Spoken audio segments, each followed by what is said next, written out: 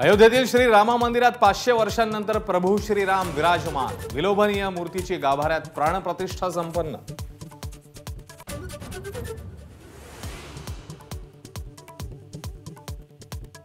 पंतप्रधान मोदी, योगी आदित्यनाथ, सरसंघचालक मोहन भागवतांच्या उपस्थितीत श्रीरामाचं पूजन। मंत्रघोषात विधिवत प्राणप्रतिष्ठा संपन्न।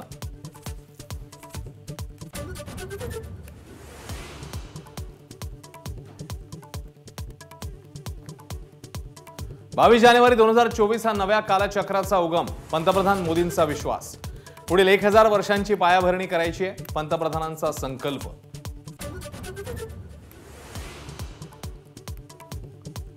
श्रीराम प्रतिष्ठापना सोहळ्याला देशातले विविध क्षेत्रातले मान्यवर उपस्थित। ज्येष्ठ शास्त्रज्ञ, उद्योगपती, कलाकार, नेते मंडळींच्या उपस्थितीमध्ये सोहळा संपन्न। राम मंदिरासह आता रामराज्याची निर्मिती करावी, सरसंघचालक मोहन भागवत यांचं आवाहन। शिस्त, सत्य, करुणा, देशभक्तीतून साकारणार रामराज्य, मोहन भागवत यांचा संदेश।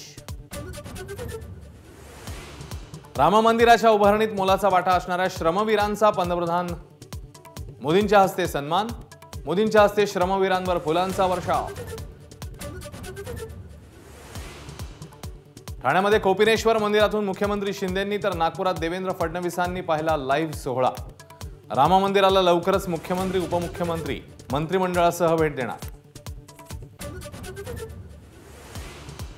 जे रामाचे नाहीत ते कामाचे नाहीत। ज्यांनी राम मंदिर सोहळ्यावर बहिष्कार टाकला त्यांना सद्बुद्धी मिळो, मुख्यमंत्री शिंदेंचं विरोधकांवर टीकास्त्र। नाशिकमधल्या काळाराम मंदिरात संध्याकाळी उद्धव ठाकरे घेणार रामाचं दर्शन। त्याआधी भगूरमधल्या स्वातंत्र्यवीर सावरकर स्मारकाला ठाकरेंची भेट। एबीपी माझा, उघडा डोळे बघा नीट।